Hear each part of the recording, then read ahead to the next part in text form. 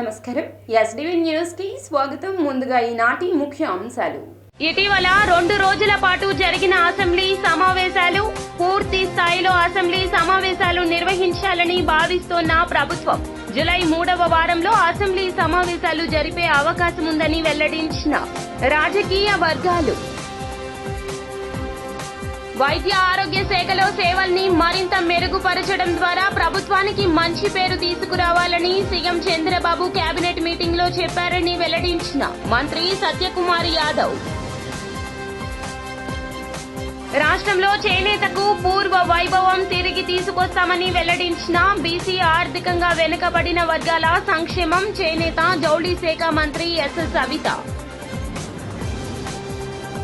AP ఉప ముఖ్యమంత్రి పవన్ కళ్యాణ్ చేపట్టనున్న వారాహి అమ్మవారి దీక్ష జూన్ 26 నుంచి 11 రోజుల పాటు పాటించనున్న దీక్ష.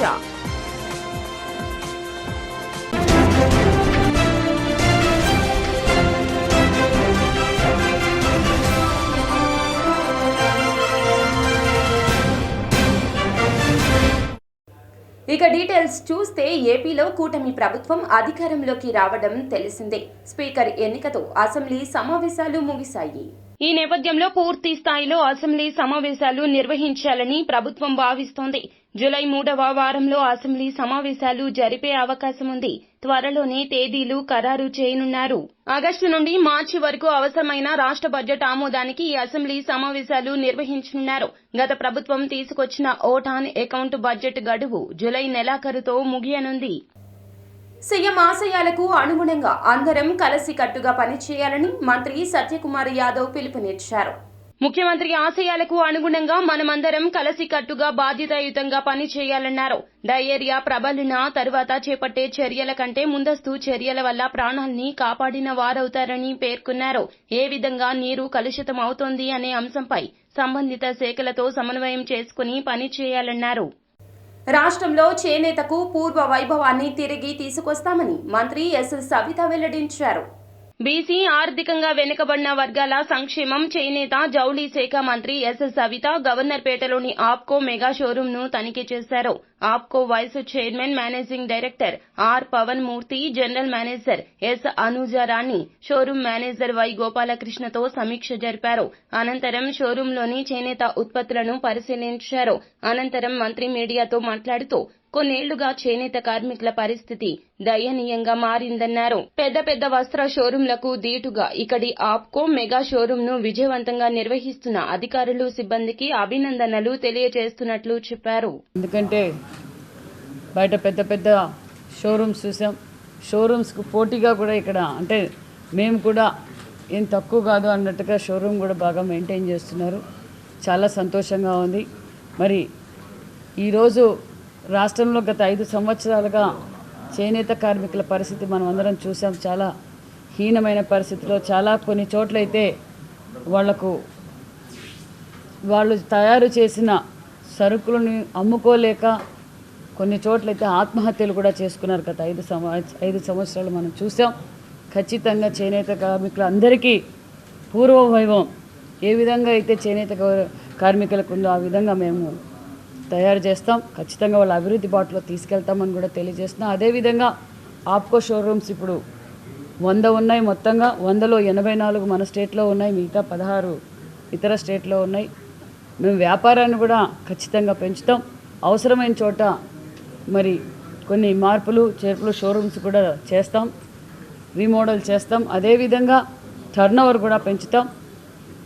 ఇంకా కొన్ని చోట్ల అవసరం అనుకున్న చోట్ల మరికొన్ని చోట్ల ఏదైతే ఎగ్జిబిషన్స్ కూడా పెట్టి మరికొంత వ్యాపారాన్ని అభివృద్ధి బాటలో తీసుకెళ్తామని కూడా తెలియజేస్తున్నాం.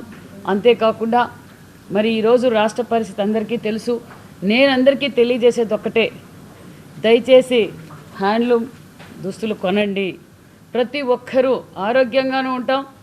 ఒక పక్క ఆంధ్రప్రదేశ్కి చేనేత కార్మికులకు అందరికీ ఆదుకుందాం. ఇది అందరి బాధ్యత. రాష్ట్రం విడిపోయి అప్పుల్లో ఉన్న పరిస్థితుల్లో కూడా మేము చేనేత కార్మికులు కాపాడాం. ఈ రోజు గత 5 సంవత్సరాలుగా రాష్ట్రం ఏమైపోయిందో మీకు అందరికీ తెలుసు.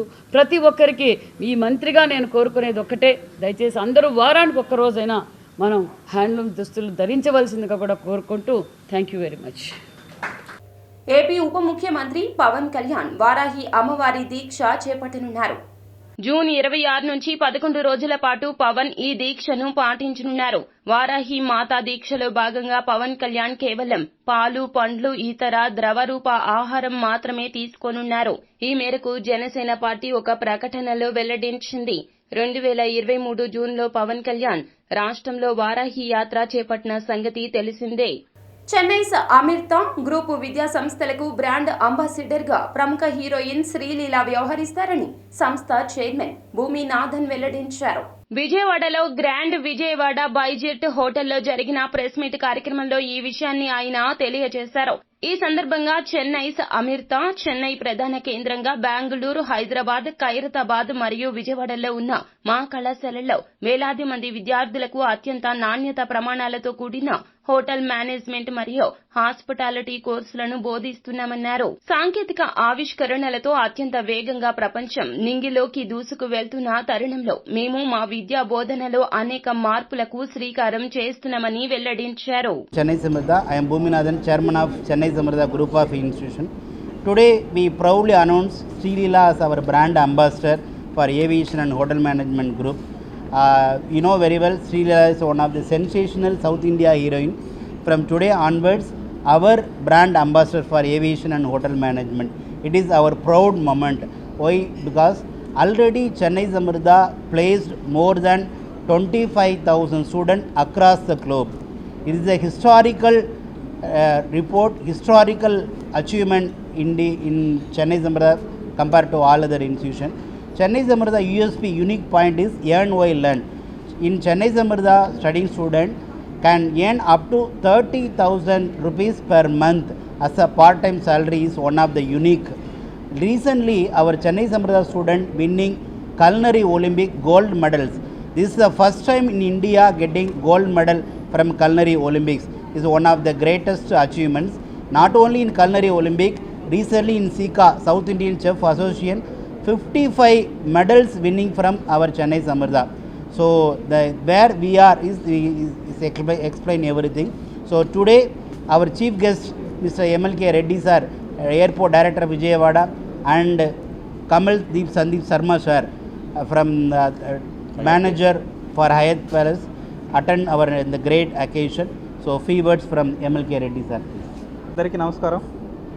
ఈరోజు ఈ function Chennai Amrita aviation institute ఇక్కడ విజయవాడలో బ్రాండ్ అంబాసిడర్గా శ్రీలీలా మ్యామ్ని డిక్లరేషన్ చేసే ఫంక్షన్కి నన్ను పిలిచినందుకు చాలా thanks. Just I would like to tell one thing. నేను ఇంతకుముందు చెప్పినట్టుగానే aviation industry is going at a very very high fast pace and we are lucky. మనకు ఇప్పుడు ఏవియేషన్ ఇండస్ట్రీగా యంగ్ అండ్ ఏవియేషన్ యూనియన్ మినిస్టర్గా young and dynamic Rammohan Naidu sir has been appointed. It is a big advantage for especially Andhra airports. Sir is very much interested to develop Andhra airports, and he is concerned about the development of airports all over India, especially in Andhra Pradesh. Manaku Vijayawada airport ki చాలా మంచి రోజులు వచ్చాయని చెప్పొచ్చు. So ఇక్కడ ఈ ఇండస్ట్రీకి తగిన man power, trained man power with talented man power aviation ఇండస్ట్రీలో చాలా అవసరం. సో దానికి తగ్గట్టుగా ఈ సార్ చెప్పినట్టుగా ఎన్నో గోల్డ్ మెడల్స్ విన్ అయిన చెన్నై అమృత విజయవాడ బ్రాంచ్ నుంచి స్కిల్డ్ మ్యాన్ పవర్ని ప్రొడ్యూస్ చేస్తూ మన ఆంధ్రప్రదేశ్కు చెందిన స్టూడెంట్స్కి ముఖ్యంగా ఈ ఇండస్ట్రీలోకి రావాలంటే పిల్లలు కొంచెం భయపడతారు. ఎందుకంటే ఈ ఇండస్ట్రీలో ఆపర్చునిటీస్ ఉంటాయో ఉండవో, మళ్ళీ ముందుకెళ్ళిన తర్వాత మనకు జాబ్స్ వస్తాయో రావో, ఇందులో జాబ్ రాకపోతే మళ్ళీ వేరే దానికి అప్లై చేసుకోగలమో లేదో అన్న ఉద్దేశంతో చాలామంది హెసిటేట్ చేస్తుంటారు. కానీ it is no doubt, if a student is trained in a good institute, definitely they are going to get a good job. And it is really very fortunate that Chennai Samriddha is training the students in Vijayawada. So మన ఆంధ్రప్రదేశ్కి ఎంతో ముఖ్యంగా విజయవాడ పరిసర ప్రాంత ప్రజలందరూ ఇక్కడ ఈ చెన్నై సమృద్ధాలో చదువుకొని మాకు కావాల్సిన ఏవియేషన్ ఇండస్ట్రీకి కావాల్సిన స్కిల్డ్ మ్యాన్ పవర్ని సప్లై చేస్తారని, మీరు వాళ్ళకి మంచి సపోర్ట్ ఇస్తారని, డెఫినెట్గా జాబ్స్ అయితే ఉన్నాయి. Industry is growing. So I wish all the best to all the students to take up this job challenging and join the aviation industry. Welcome to aviation industry in advance. Thank you very much. Namaskaram. My name is Kamal Deep Sharma and I am representing Hyatt Place Vijayawada. and pretty much you can say the entire hospitality industry. And we have already congratulated Nathan for having done this wonderful effort of augmenting the whole education pattern across cities and states, which is going to bring in more and more people for the hospitality industry, trained manpower who is being made ready to serve the industry, which is already explained by Mr. Reddy that it is really galloping up fast.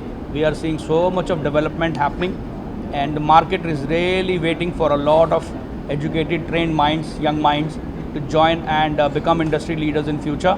So I am really happy to see the development that they have really shared with us, and the kind of MOUs that they have gotten into, which is going to bring very, very good quality education for people who are so far not exposed to that kind of thing, whether it's here or in Chennai or Bengaluru or Hyderabad. That kind of an education thought is extremely good, and I'm really wishing them very well to grow further into other cities also and help a lot of students to come up and do well in their careers. Permanent జరుగుతుంది globally అంటే like ప్రపంచవ్యాప్తంగా గుర్తింపు పొందిన యూనివర్సిటీస్తో Chennai Samrutha for the first time.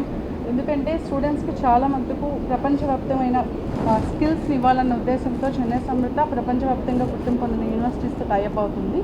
University college of aviation, it is one of the best aviation college in Malaysia. At the same time Birmingham academy hospitality సెక్టర్స్లో ఒక premium hospitality hotel management కోర్స్ని ప్రతి స్టూడెంట్స్ ఇండియాలోనే చదువుకుంటున్నారు. బట్ చాలామందికి ఫైనాన్షియల్గా middle class students, Telugu students చాలామంది interest ఉన్న వాళ్ళు ఉన్నారు.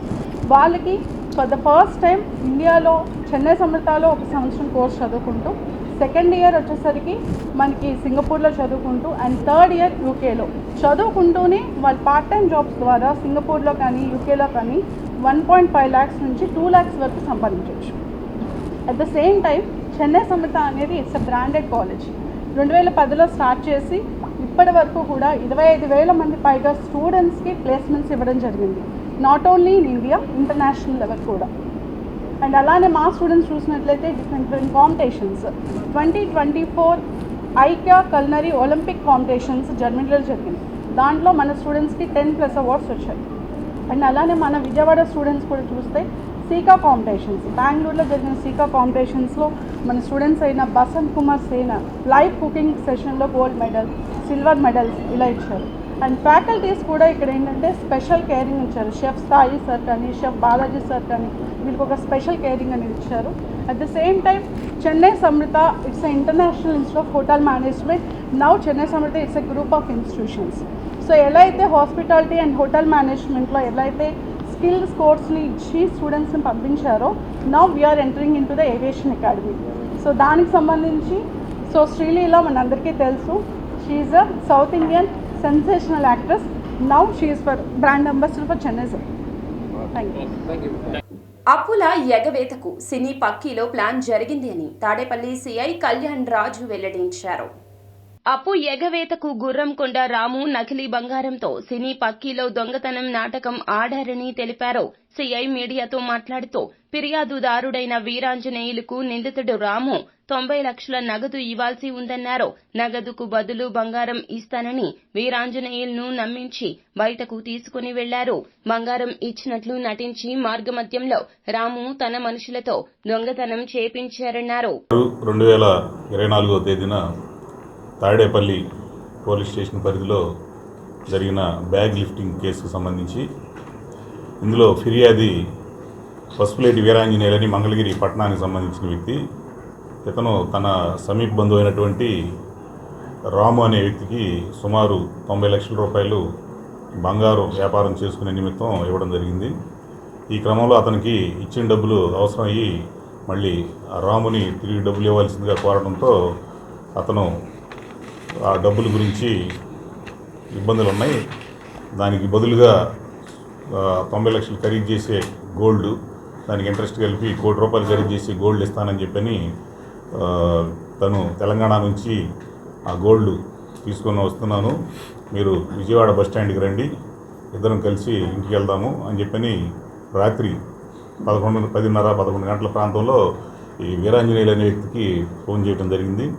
ఈ క్రమంలో ఇద్దరు వీరాంజనేయులు విజయవాడ వెళ్ళి రాము వీళ్ళిద్దరూ 2 వీలర్ మీద విజయవాడ బస్టాండ్ నుంచి బయలుదేరి వారధి మీదుగా వస్తుండగా కొలనకొండ సమీపంలో ఇద్దరు బైక్ మీద వస్తుంటే బ్యాక్ సైడ్ నుంచి ముగ్గురు వ్యక్తులు బైక్ మీద వచ్చి ఏదైతే ఆ గోల్డ్ సుమారు కేజీన్నర విలువ కలిగిన గోల్డ్ ₹1 కోటి విలువ చేసిన గోల్డ్ బ్యాగ్ని వాళ్ళ దగ్గర నుంచి బలవంతంగా లాక్కొని వెళ్ళినట్టుగా ఫిర్యాదు వచ్చింది. ఈ క్రమంలో ఆ బ్యాగ్ లాక్కునే క్రమంలో వీళ్ళిద్దరు కూడా బండి మీద నుంచి కింద పడిపోవడం, ఇద్దరికి గాయాలు అవడం జరిగింది. వీళ్ళిద్దరు కూడా NRIలో ట్రీట్మెంట్ తీసుకున్న తర్వాత వీరాంజనేయులు అనే వ్యక్తి వచ్చి ఫిర్యాదు చేయడం అయింది. దీని మీద మా పోలీసులు మేము దర్యాప్తు చేయడం అయింది. దీనిలో వెలుగు చూసిన విస్తుపోయే నిజాలు ఏంటంటే, ఈ రాము ఎవరైతే ఉన్నారో ఇతను వీరాంజనేయులకి సుమారు వడ్డీతో కలిపి ₹1 కోటి దాకా ఇవ్వాల్సిన సందర్భంలో ఆ డబ్బులు ఎగవేయాలనే తలంపుతో రాము అనే వ్యక్తి అర్జీదారుల సమస్యలకు నాణ్యమైన పరిష్కార మార్గాన్ని చూపించాలని జిల్లా in charge collector P Sampath Kumar వెల్లడించారు.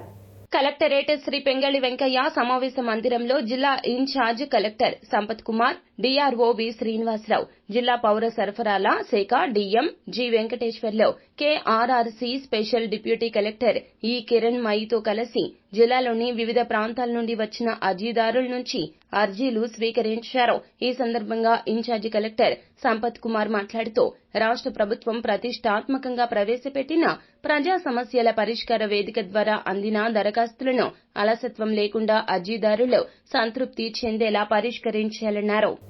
కక్షపూరితంగా ఆఫీసును కూల్చడానికి కూటమి అధికారంలోకి వచ్చిందా అంటూ జైభీం భారత్ పార్టీ వ్యవస్థాపకులు జడ శ్రావణ్ కుమార్ వెల్లడించారు. ఏవైనా భవనాలను కూల్చాలి అనుకుంటే కోర్టు ఆర్డర్తో కూల్చండి, కానీ ఇష్టం వచ్చినట్లు ప్రవర్తించడం సరికాదని అన్నారు. తన కార్యాలయంలో ఏర్పాటు చేసిన విలేకరుల సమావేశంలో ఆయన మాట్లాడుతూ రూల్ ఆఫ్ లాను టీడీపీ ఉల్లంఘిస్తోందన్నారు.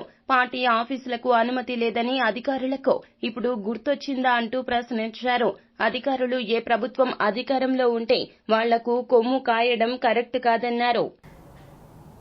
మేము ప్రభుత్వానికి అనుకూలంగా మాట్లాడుతూ ప్రభుత్వానికి అడుగులొత్తి మడుగులొత్తి ప్రభుత్వంలో పదవులు తీసుకునే వ్యక్తులకు కాదు అని చెప్పటానికి, రాష్ట్ర ప్రజలకి ఒక సంకేతం ఇవ్వటానికి, రాష్ట్ర ప్రజలకి మమ్మల్ని మేము జస్టిఫై చేసుకోవడానికి నేను ఇస్తున్నటువంటి వివరణ. వైఎస్ఆర్ కాంగ్రెస్ పార్టీ అధికారంలో ఉన్నప్పుడు ఏ రోజు కూడా కనీసం సెక్రటేరియట్ వైపు వెళ్ళి మంత్రులతో కానీ ముఖ్యమంత్రితో కానీ ఒక కప్పు కాఫీ తాగటానికి కూడా ప్రయత్నం చేయని నిజమైన అంబేద్కర్ వాదిని నేను అని రాష్ట్ర ప్రజలకు చెప్పటానికి ఎటువంటి సంకోచం లేదు. 2019 నుంచి 2024 వరకు డాక్టర్ సుధాకర్ అంశం దగ్గర నుంచి ఈ రాష్ట్రంలో జరిగినటువంటి ప్రతి అన్యాయం మీద, ప్రతి కష్టం మీద చంద్రబాబు నాయుడు గారు కరోనా సమయంలో వారి ఇప్పుడు మంత్రి వారి తనయుడు వీళ్ళందరూ కరోనా టైంలో హైదరాబాద్లో కూర్చొని పార్టీ కార్యక్రమాలన్నీ ఆఫ్ చేసి 2 సంవత్సరాలు అసలు ఆంధ్రప్రదేశ్ ఎట్లా ఉంటుందో తెలియని రోజుల్లో ఈ రాష్ట్ర ప్రజల కోసం ఫైట్ చేసినటువంటి వ్యక్తిని నేను. కొన్ని వందల కేసులు హైకోర్టులో వేసి రాష్ట్ర ప్రభుత్వ పాలసీస్ని హైకోర్టులో న్యాయస్థానాల ద్వారా ఛాలెంజ్ చేసిన వ్యక్తిని నేను.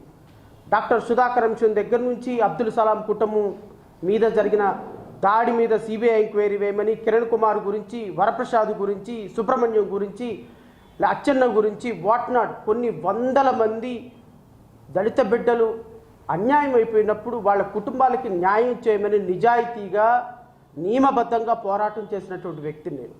తెలుగుదేశం పార్టీ కార్యాలయం మీద దాడి జరిగినప్పుడు, ప్రజావేదిక కూల్చినప్పుడు, తెలుగుదేశం పార్టీ కష్టాల్లో ఉన్నప్పుడు, తెలుగుదేశం పార్టీ ఈరోజు తొడలగొట్టి మీసాలు మెలేసి మాట్లాడే నాయకులు ఎవ్వరూ రోడ్డు మీదకు వచ్చి కనీసం వైఎస్ఆర్ కాంగ్రెస్ పార్టీని ప్రశ్నించడానికి దమ్ము లేనప్పుడు, చావలేనప్పుడు ప్రభుత్వం మీద పోరాటం చేసిన ప్రజా ఫిర్యాదులను త్వరితగతిన పరిష్కరించాలని నగర కమిషనర్ అధికారులకు పలు రకాల ఆదేశాలు జారీ చేశారు.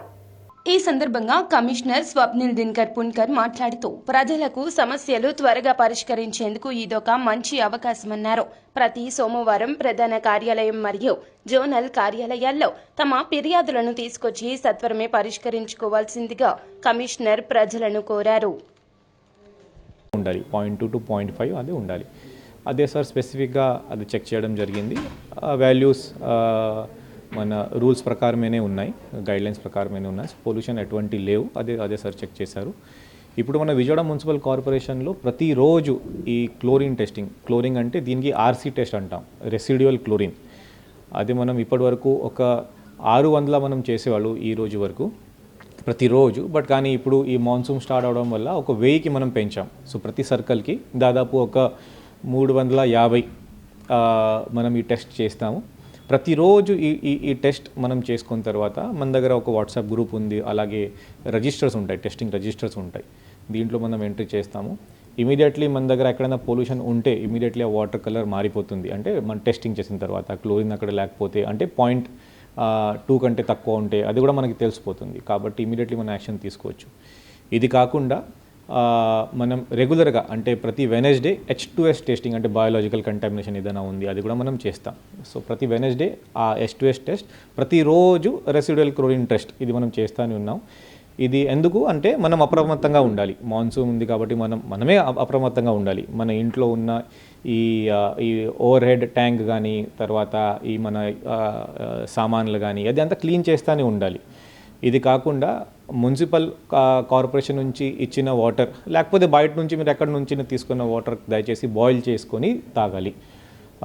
ఈ ప్రతి మాన్సూన్, ప్రతి వర్షాకాలంలో మనం ఇది చేస్తూనే ఉంటాం. బట్ కానీ మనం మళ్ళీ ఒకసారి మీడియా మిత్రుల ద్వారా అందరికీ గుర్తు చేస్తున్నాము. సో స్పెసిఫిక్గా ఈ అన్ని అంశాలు పాటిస్తున్నారు లేదా, చెక్ చేస్తున్నారు లేదా, అదే చెక్ చేయడానికి ఆనరబుల్ మినిస్టర్ విజయవాడ మున్సిపల్ కార్పొరేషన్కి రావడం జరిగింది. ప్రభుత్వ భూమిలో జరుగుతున్న వైసీపీ కార్యాలయం అక్రమ నిర్మాణంపై చర్యలు తీసుకోవాలంటూ Janasena central Andhra zone convener Badita Shankar demand చేశారు. విజయవాడ పశ్చిమ నియోజకవర్గంలో భవానీపురం ఆర్టీసీ వర్క్షాప్ వెనుక భాగంలో లేబర్ డిపార్ట్మెంట్ కి చెందిన ప్రభుత్వ భూమిలో జరుగుతున్న వైసీపీ కార్యాలయం అక్రమ నిర్మాణంపై చర్యలు తీసుకోవాలంటూ Janasena party central Andhra zone convener Badita Shankar demand చేశారు. ఈ మేరకు విజయవాడ 1 టౌన్లోని మున్సిపల్ కార్యాలయంలో స్పందన కార్యక్రమంలో పాల్గొని మున్సిపల్ కమిషనర్ స్వప్నిల్ దినకర్ పున్కర్ కు అర్జీని అందజేశారు. ఈ సందర్భంగా శంకర్ మాట్లాడుతూ ఎటువంటి అనుమతులు లేకుండా నిర్మాణాన్ని కొనసాగించడం విడ్డూరంగా ఉందన్నారు. ఈరోజు మున్సిపల్ కమిషనర్ గారిని కలిసి ఈ విజయవాడ నగరంలో ఎన్టీఆర్ జిల్లా భవానీపురం విద్యాధరపురం ఏరియాలో 1 ఎకరం 10 సెంట్లలో వైఎస్ఆర్ కాంగ్రెస్ పార్టీ అక్రమ నిర్మాణం, ఎవరైనా ఒక పేదలది కట్టుకొని 3వ అంతస్తు వేస్తే దానికి లంచాలు తీసుకొని గత ప్రభుత్వం అందరికీ పర్మిషన్లు ఇచ్చి, వాళ్లే సొంత పర్మిషన్లు ఇచ్చి వేయించి ఈరోజు వైఎస్ఆర్ కాంగ్రెస్ పార్టీని 1 ఎకరం 10 సెంట్లో అక్రమ నిర్మాణం చేస్తున్నారు. అది సంవత్సరానికి 1000 రూపాయల ఫీజు చొప్పున లేబర్ కాలనీకి సంబంధించిన ప్రభుత్వం భూమిని తీసుకొని వారు ఇలాగ రాష్ట్రం అంతా కూడా అక్రమ నిర్మాణాలు చేస్తే దాన్ని కూలిస్తే దానికి వైఎస్ఆర్ కాంగ్రెస్ పార్టీ లీడర్స్ కానీ కార్యకర్తలు కానీ ఇళ్ళు కూలుస్తున్నానని ప్రగల్భాలు చేస్తున్నారు. మీరు అక్రమ నిర్మాణం చేసింది తప్పా కాదా? అందుకే ఈరోజు మున్సిపల్ కమిషనర్ గారిని కలిసి దాని మీద డీటెయిల్గా ఏ సర్వే నెంబర్లో ఎంత నిర్మాణం చేశారు అని దాని మీద కూడా నేను కంప్లైంట్ చేయడం జరిగింది. వారు పరిశీలించి దాన్ని డెమోలేషన్ చేస్తానని నాకు హామీ ఇచ్చారు. ఇలాగే విజయవాడ నగరంలో అయితే వైఎస్ఆర్ కాంగ్రెస్ పార్టీ అధికార పార్టీని అడ్డు పెట్టుకొని అయితే అక్రమ నిర్మాణాలు చేశారో ఆ అన్నిటి మీద కూడా దృష్టి సారించమని కమిషనర్ గారిని కోరడం జరిగింది. తక్షణం వారు స్పందించి దీని మీద తక్షణం చర్యలే తీసుకుంటా ఉంటున్నారు. అలాగే ఎక్కడ పడితే అక్కడ విగ్రహాలు కూడా పర్మిషన్ లేకుండా పెట్టిన విగ్రహాలు చాలా ఉన్నాయి. వార్తలు ముగించే ముందు ముఖ్యాంశాలు మరోసారి. ఇటీవల 2 రోజుల పాటు జరిగిన అసెంబ్లీ సమావేశాలు, పూర్తి స్థాయిలో అసెంబ్లీ సమావేశాలు నిర్వహించాలని భావిస్తోన్న ప్రభుత్వం జూలై 3వ వారంలో అసెంబ్లీ సమావేశాలు జరిపే అవకాశం ఉందని వెల్లడించిన రాజకీయ వర్గాలు. వైద్య ఆరోగ్య శాఖలో సేవల్ని మరింత మెరుగుపరచడం ద్వారా ప్రభుత్వానికి మంచి పేరు తీసుకురావాలని సీఎం చంద్రబాబు కేబినెట్ మీటింగ్ లో చెప్పారని వెల్లడించిన మంత్రి సత్యకుమార్ యాదవ్. రాష్ట్రంలో చేనేతకు పూర్వ వైభవం తిరిగి తీసుకొస్తామని వెల్లడించిన బీసీ ఆర్థికంగా వెనుకబడిన వర్గాల సంక్షేమం, చేనేత, జౌళి శాఖ మంత్రి ఎస్. సవిత. ఏపీ ఉప ముఖ్యమంత్రి పవన్ కళ్యాణ్ చేపట్టనున్న వారాహి అమ్మవారి దీక్ష జూన్ 26 నుంచి 11 రోజుల పాటు పాటించనున్న దీక్ష. ఎస్డివి న్యూస్ సమాప్తం. నమస్కారం.